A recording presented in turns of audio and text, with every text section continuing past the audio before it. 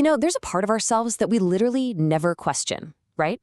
We trust our reflection in the water, we trust a photo of ourselves, and we completely trust our constant, silent companion, our shadow. But what happens when that silent echo stops following the rules and just kind of develops a mind of its own? Well, welcome to This Explainer. Today we're looking at a truly chilling case study.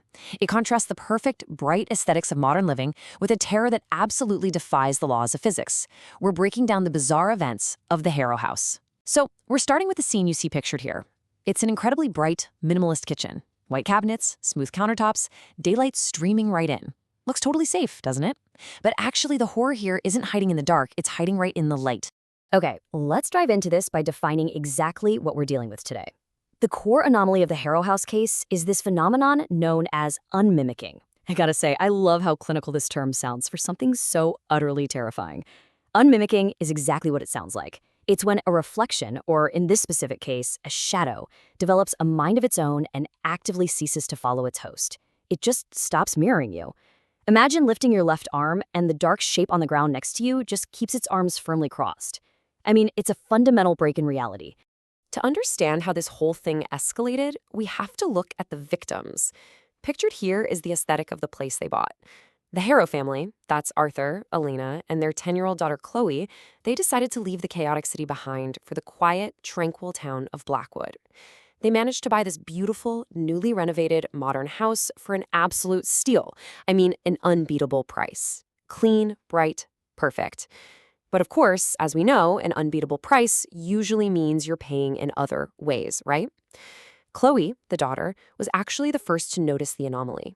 She was just dancing around in that empty, sunlit kitchen, enjoying the new space. But when she stopped dancing, she noticed something impossible. Her shadow kept moving. For 2 full seconds, the shadow continued to dance on the floor before finally freezing into place. At first, her mother Elena just brushed it off as a trick of the light. And this brilliantly illustrates the exact breakdown of physics happening in the house. Look at the stark contrast we're visualizing here. A normal shadow is entirely dependent. It's literally just the absence of light caused by an object, bound strictly to the light source and the host's movements. But the Harrow house shadows? No. They were becoming completely independent. They were lagging behind the family's movements. And more terrifyingly, they were starting to look strangely solid, like thick and dark, regardless of how bright the modern LED lights or the sunlight in the room actually were. They were behaving way less like projections and a lot more like physical entities.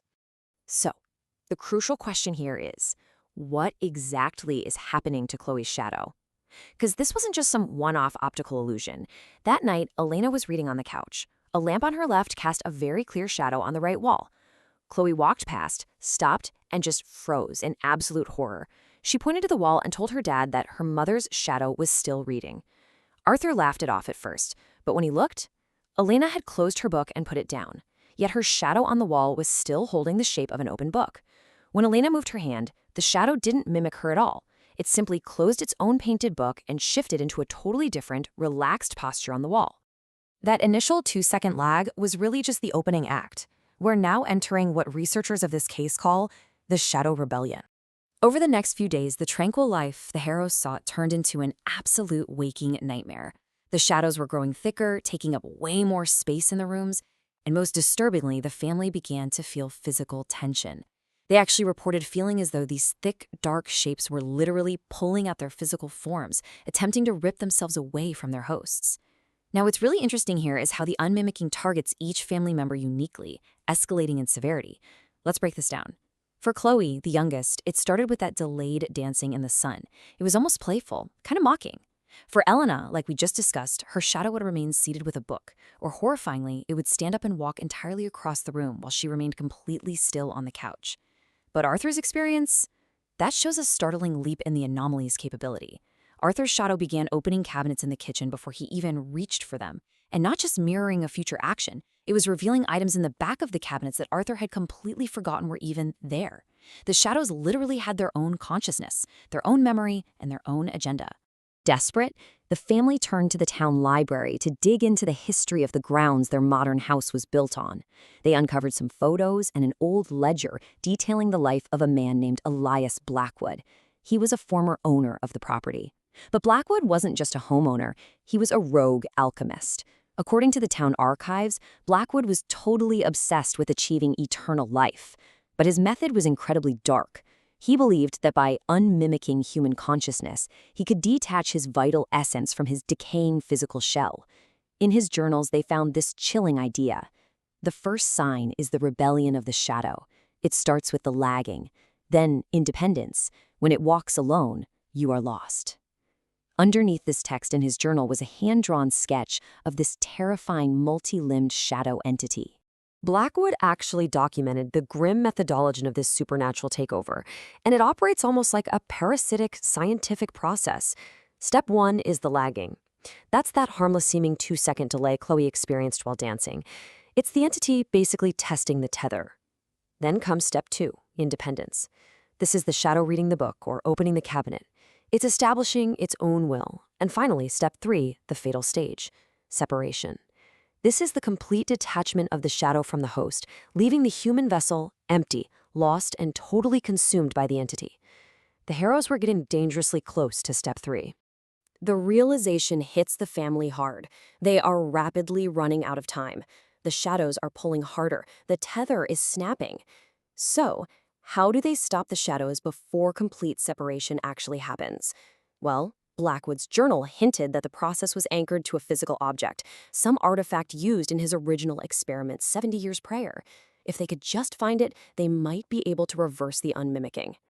And this brings us right to the climax of the ordeal, the source and the struggle. The family realizes that the clean, minimalist aesthetic of their modern home is actually a facade. It's built directly over the hidden sins of Elias Blackwood. They begin literally tearing their perfect house apart, ripping through drywall and pulling down fixtures in a desperate race against their own shadows. During this frantic search, Arthur is tearing through the living room when he notices something odd about a massive, built-in minimalist mirror. Behind its sleek frame, he discovers a mechanical secret latch. Triggering it reveals a dark, dusty, hidden compartment built right into the bones of the house. And inside this compartment sits the source. It's an ancient, heavy brass puzzle box. It is completely covered in the exact same alchemical symbols Elias Blackwood had sketched in his journal. This was the anchor. But the moment Arthur reaches into the compartment to grab the box, the house reacts. The bright modern lights violently flicker and dim. On the walls, the final stage begins. The shadows violently detach from the family.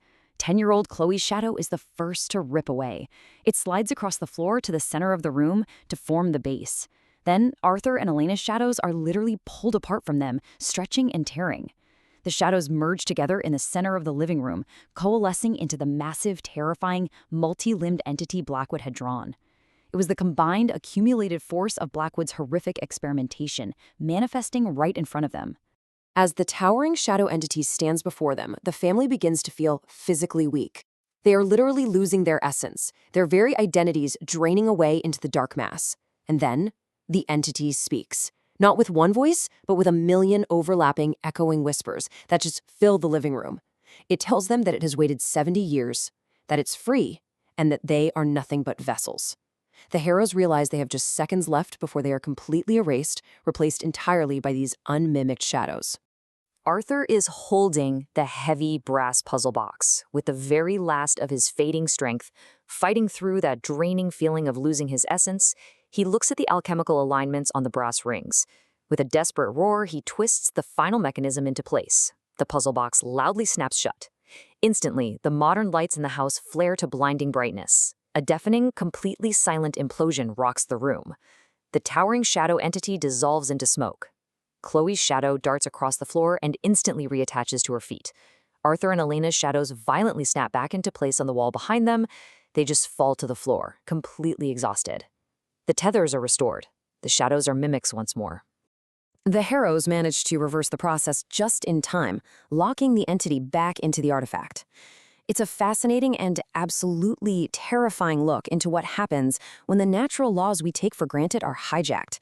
We rely on the absolute certainty that our reflections and shadows are permanently bound to us. But as we wrap up this explainer, I want to leave you with a thought that might make you a little uncomfortable the next time you walk past a blank wall. Take a quick look down at the floor or over at the wall beside you. Are you absolutely sure your shadow is mimicking you right now? Keep an eye on it, just in case it lags.